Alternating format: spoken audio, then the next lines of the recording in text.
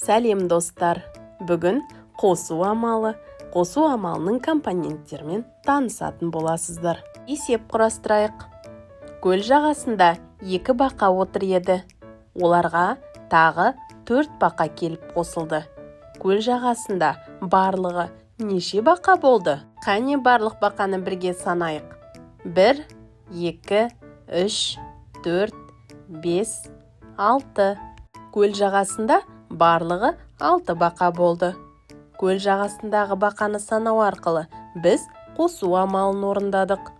Ал енді қосу компоненттерімен таныс болайық. Бұл қосу амалы плюс таңбасымен белгіленеді. Ол бұлай жазылады. 2 қосу 4. Бұл өрнек қосынды деп аталады.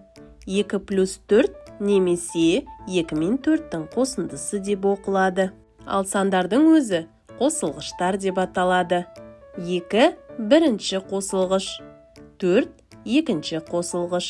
Қосу нәтижесінде алынған бақалардың жалпы саны қосындының мәні деп аталады. 6 қосындының мәні. Бұлай жазылады. 2 қосу 4 тең 6. 2 бірінші қосылғыш, 4 екінші қосылғыш. Қосындының мәні 6.